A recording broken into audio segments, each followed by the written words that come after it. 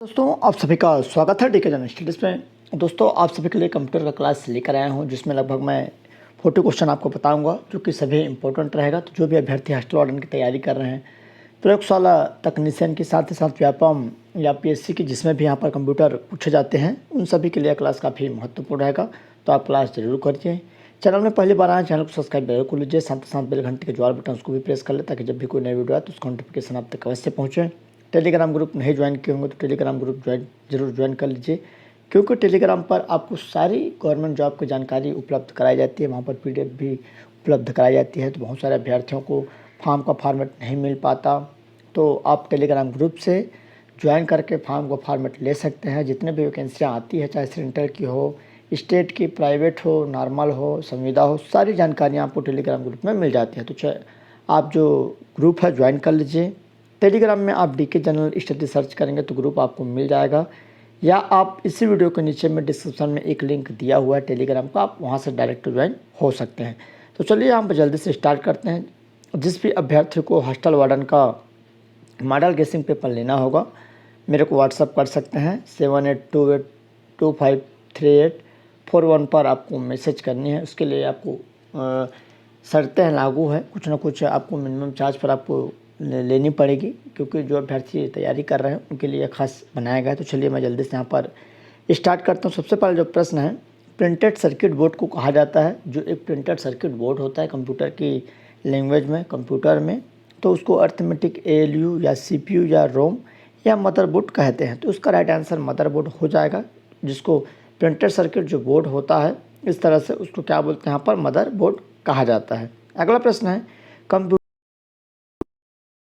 उसके दिल के रूप में जाना जाता है। मस्तिष्क अलग है, दिल अलग है, तो कंप्यूटर का कौन सा घटक है उसके दिल के रूप में? तो मॉनिटर हो गया, जो मेन स्क्रीन है, स्कैनर है, कीबोर्ड है, माइक्रो प्रोसेसर। तो इसका सही आंसर यहाँ पर डी हो जाएगा, माइक्रो प्रोसेसर। अगला है सीपीयू जो होता है कंट्रोल जो यूनिट है। यहाँ पर सीपीयू का जो मुख्य काम क्या है? तो प्रोग्राम निर्देशों को क्रियान्वयन करना, भविष्य में उपयोग के लिए डाटा सूचना को स्टोर करना, डाटा एवं सूचना को प्रोसेस करना, ए और सी दोनों। तो सीपीयू का मुख्य कार्य क्या है? तो सीपीयू का मुख्य कार्य ए और सी दोनों है, प्रोग्राम का निर्देशों का क्रियान्वयन करना और डाटा एवं सूचना को प्रोसेस करना। पेरिफेरल जिसको परिधि का तात्पर्य कहते हैं, पेरिफेरल जिसको हिंदी में परिधि कहते हैं, परिधि का तात्पर्य क्या है?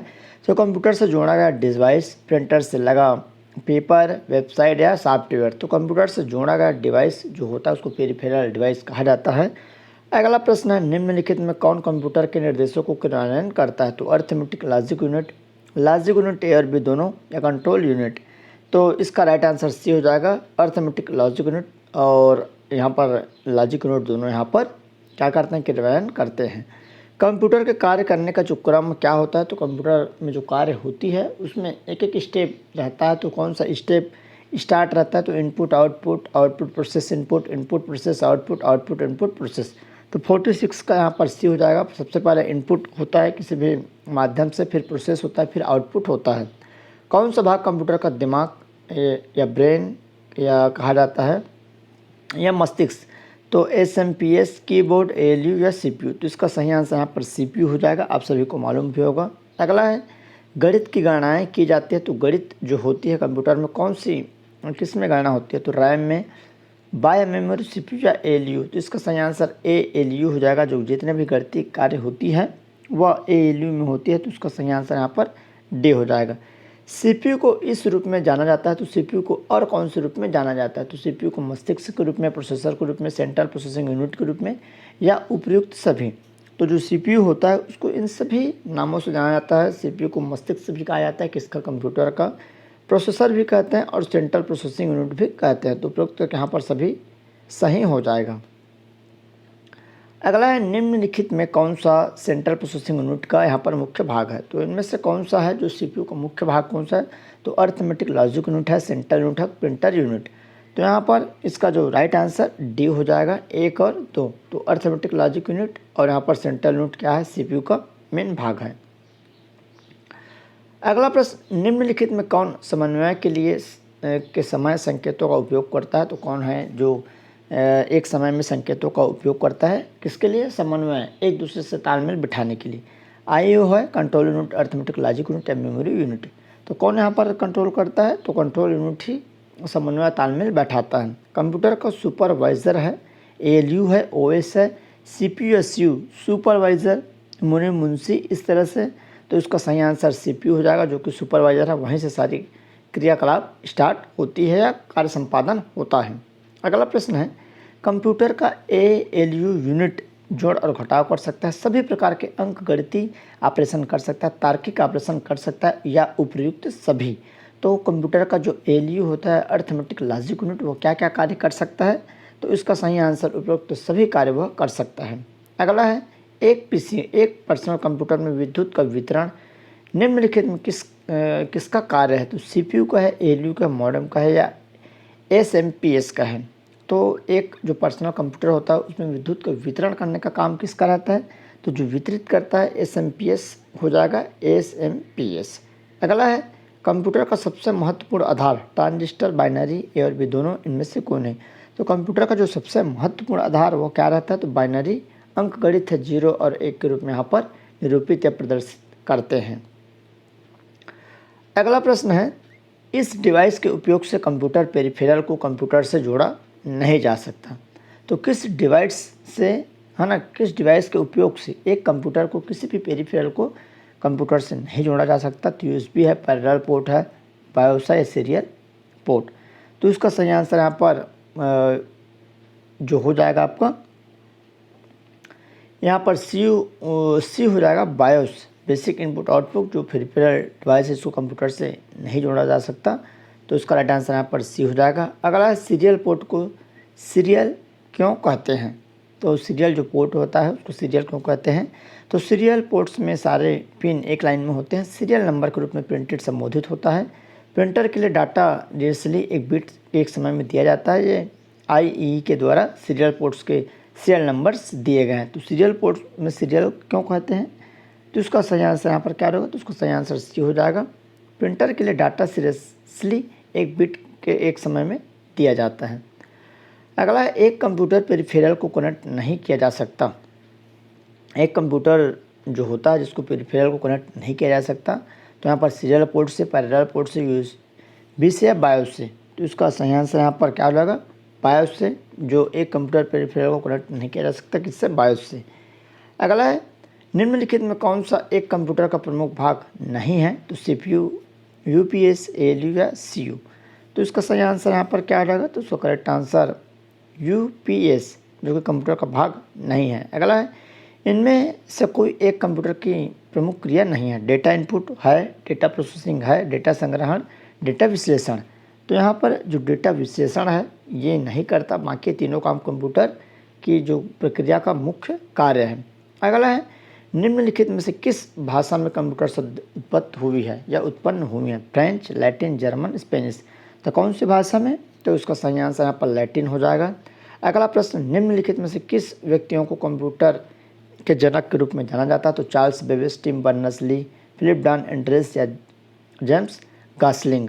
तो किसको जाना जाता है कंप्यूटर के जनक के रूप में, तो इसका सही आंसर यहाँ पर चार्ल्स बेबेज हो जाएगा। आप सभी को मालूम है चार्ल्स बेबेज ने निम्नलिखित में से कौन सी मशीन बनाई, वैश्लेषिक इंजन, अंकगणित इंजन, सारणी यंत्र या छिद्रित कार्ड। तो इसका सही आंसर यहाँ पर वैश्लेषिक इंजन हो जाएगा। अगला प्रश्न है, पहले इलेक्ट्रॉनिक अंकीय कंप्यूटर में क्या था, तो जो फर्स्ट यहाँ पर कंप्यूटर आया था जो कि इलेक्ट्रॉनिक डिजिटल कंप्यूटर, उसमें क्या था, ट्रांजिस्टर था, वाल्व था, कोड स्मृति या अर्धचालक स्मृति। तो सबसे पहले वाले में यहाँ पर वाल्व था।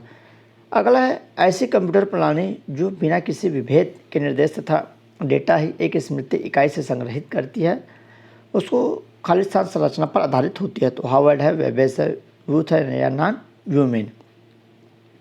तो वॉन न्यूमैन हो जाएगा, इसी संरचना पर यहाँ पर आधारित रहती है। प्रथम डिजिटल इलेक्ट्रॉनिक कंप्यूटर के संबंध में ABC का पूर्ण रूप क्या है, तो प्रथम जो डिजिटल इलेक्ट्रॉनिक कंप्यूटर आया था वहाँ पर ABC पद्धति से कार्य होती थी। तो ये क्या है, तो इसका चलिए मैं आंसर आपको बता देता हूँ। तो उसको सही आंसर सी हो जाएगा, एटोनॉमस ऑफ बेरी कंप्यूटर। तो 66 का यहाँ पर सी हो जाएगा। अगला, भारत में प्रथम कंप्यूटर कहाँ स्थापित किया गया, कहाँ इंस्टॉल किया गया था, तो भारत में सर्वप्रथम कहाँ कंप्यूटर स्थापित किया है? Tata Institute of Fundamental Research Mumbai, Indian Statistical Institute Kolkata, कम्यू National Research Laboratory Pune, Indian Railways नई दिल्ली। तो इसका सही आंसर यहाँ पर बी हो जाएगा, इंडियन स्टैटिस्टिकल इंस्टीट्यूट कोलकाता। अगला प्रश्न है, इलेक्ट्रॉनिक डिजिटल प्रोग्राम योग्य कंप्यूटर डिवाइस जिसका उपयोग द्वितीय विश्व युद्ध के दौरान जर्मन गूढ़ लेखक को पढ़ने के लिए किया गया था उसे खालिस्तान कहते हैं। तो क्या कहते हैं? Analog super computer, difference engine या कॉलोसस। तो इसका सही आंसर यहाँ पर क्या हो जाएगा? कॉलोसस हो जाएगा। तो इसका राइट आंसर यहाँ पर डी हो जाएगा। अगला, तीसरी पीढ़ी के कंप्यूटर में किस तकनीक का उपयोग किया जा रहा है? तो थर्ड जनरेशन की जो यहाँ पर कंप्यूटर आई है उस पर कौन सा यहाँ पर इस्तेमाल हो रहा है, कौन सा चीज़? एकीकृत परिपथ, ट्रांजिस्टर, माइक्रो प्रोसेसर या वैक्यूम ट्यूब। तो इसका सही आंसर यहाँ पर एकीकृत परिपथ हो जाएगा। अगला क्वेश्चन है, कंप्यूटर की किस पीढ़ी में इसके परिपथ के लिए वैक्यूम ट्यूब का उपयोग हुआ है? तो कौन सी पीढ़ी में यहाँ पर उपयोग हुआ था, क्या के लिए? परिपथ, वैक्यूम ट्यूब। चौथी पीढ़ी, तीसरी, पहली, दूसरी। तो इसका सही आंसर सी हो जाएगा, पहली पीढ़ी। पहली पीढ़ी के कंप्यूटर के जनक बने थे तो निर्वात नलिकाएं, सूक्ष्म कार्य संपादक, micro processor, vacuum tube, micro controllers, integrated circuit. तो इसका सही आंसर यहाँ पर निर्वात हो जाएगा। वैक्यूम ट्यूब का इस्तेमाल पहली पीढ़ी के कंप्यूटर में किया गया था। कंप्यूटर की प्रथम पीढ़ी किस पर आधारित थी? तो कंप्यूटर की जो पहली पीढ़ी है वैक्यूम ट्यूब, जो अभी भी आप देखे हैं, वैक्यूम ट्यूब पर आधारित थी कंप्यूटर की प्रथम पीढ़ी। कंप्यूटर की दूसरी पीढ़ी खालिस्तान पर आधारित थी, एकीकृत परिपथ, थनको, VSSI चिप्स या निर्वात नलिका। तो इसका सही आंसर यहाँ पर प्रथनको, मतलब सेकेंड वाला ऑप्शन, कंप्यूटर की दूसरी पीढ़ी प्रथनको पर यहाँ पर आधारित थी। तीसरी पीढ़ी कंप्यूटर में IC के इस्तेमाल का प्रारंभ किया। शब्द IC का पूरा नाम, तो इसका सही नाम इंटीग्रेटेड सर्किट हो जाएगा। तो इसका जो राइट आंसर यहाँ पर सी हो जाएगा, इंटीग्रेटेड सर्किट। ठीक है, सी वाला ऑप्शन सही हो जाएगा। अगला, निम्नलिखित में से कौन सी पीढ़ी संगणक का मुख्य इलेक्ट्रॉनिक अवयव है? तो इलेक्ट्रॉनिक ट्यूब है, ट्रांजिस्टर, प्रकाशीय तंतु, समेकित परिपथ। तो इसका सही आंसर यहाँ पर डी हो जाएगा, समेकित परिपथ है। अगला क्वेश्चन है, कंप्यूटर हार्डवेयर में जो सिलिकॉन बनी होती है या बना होता है आंकड़ों की बहुत अधिक मात्रा को भंडारण रख सकता है, वह कहलाता है चिप, डिस्क चिप, मैग्नेटिक चुंबकीय टेप या फाइल। तो क्या कहलाता है जो सिलिकॉन से बनी होती है? तो इसका सही आंसर यहाँ पर सी हो जाएगा, मैग्नेटिक टेप, चुंबकीय टेप। अगला, एकीकृत परिपथ में प्रयुक्त अर्धचालक चिप निम्न की बनी होती है? तो बेरियम, कार्बन, सिलिकॉन या जेरियन। तो यहाँ पर इसका सही आंसर हाँ सिलिकॉन हो जाएगा। उससे बनी रहती है यहाँ पर सिलिकॉन की। कंप्यूटर में इस्तेमाल होने वाले इंटीग्रेटेड सर्किट चिप बनाने में निम्नलिखित में से कौन से रासायनिक तत्व एक टेट्रावैलेंट अधातु इस्तेमाल किए जाते हैं? उपधातु, सोना, चांदी, सिलिकॉन, कॉपर। तो इसका सही आंसर यहाँ पर सिलिकॉन हो जाएगा। अगला है, निम्नलिखित में से किसका उपयोग दूसरी पीढ़ी सेकंड जनरेशन कंप्यूटर में हुआ था? एकीकृत परिपथ, ट्रांजिस्टर, माइक्रो प्रोसेसर या वैक्यूम ट्यूब। तो इसका सही आंसर यहाँ पर ट्रांजिस्टर हो जाएगा। इंपॉर्टेंट है, सेकंड पीढ़ी में ट्रांजिस्टर का उपयोग किया गया था। अगला है, दूसरी पीढ़ी के कंप्यूटर का काल था तो कब से कब तक था? सेकंड जो पीढ़ी था, तो इसका सही आंसर यहाँ पर 1955 से 1964। अगला, निम्न में से कौन सा जो विकल्प है? तो चलिए यहाँ पर 80 तक था लगभग कंप्यूटर का क्वेश्चन। चलिए मैं आपको आगे और बता देता हूँ, यहाँ पर कंप्यूटर के कुछ और प्रश्न देखने को मिल जाएगा। अगला प्रश्न है, कंप्यूटर का उपयोग बिजनेस अनुप्रयोग के लिए अट्रैक्टिव है क्योंकि इसका कारण है शुद्धता, विश्वसनीयता, गति, सभी। तो देखिए, कंप्यूटर ऐसा चीज़ है जिसमें सभी चीज़ आपको देखने को मिल जाएगा। तो उसका जो सही आंसर है डी हो जाएगा। अगला क्वेश्चन है, कंप्यूटर का उपयोग करने का यह लाभ है कि क्या होता है कंप्यूटर का उपयोग करने से? तो चलिए क्या क्या लाभ है उसको मैं आपको बता दूं। तो कंप्यूटर उपयोग करने से देख सकते हैं कंप्यूटर बहुत तेज़ होते हैं, बड़ी मात्रा में डेटा स्टोर कर सकते हैं। जब इनपुट गलत हो तो बड़ी मात्रा में डेटा स्टोर कर सकते हैं। तो ए वाला ऑप्शन सही हो जाएगा, कंप्यूटर बहुत तेज़ और बड़ी मात्रा में डाटा स्टोर कर सकते हैं। अगला है, कंप्यूटर का कौन सा भाग प्रोसेसर को बाकी हार्डवेयर से जोड़ता है? तो कंप्यूटर का वह कौन सा भाग है जो भाग प्रोसेसर है जो बाकी हार्डवेयर को जोड़ता है? मदरबोर्ड, CPU, पंचकार्ड या चिप। तो इसका सही आंसर यहाँ पर मदरबोर्ड हो जाएगा। कंप्यूटर का मुख्य घटक कौन सा है? मॉनिटर, हार्ड डिस्क, रैम या मदरबोर्ड। तो कंप्यूटर का जो मुख्य घटक है मदरबोर्ड ही होता है। अगला क्वेश्चन है, CPU माइक्रो प्रोसेसर बनाने हेतु निम्न में से किसका उपयोग किया जाता है? सिलिका, कॉपर, सिलिकॉन या सिल्वर।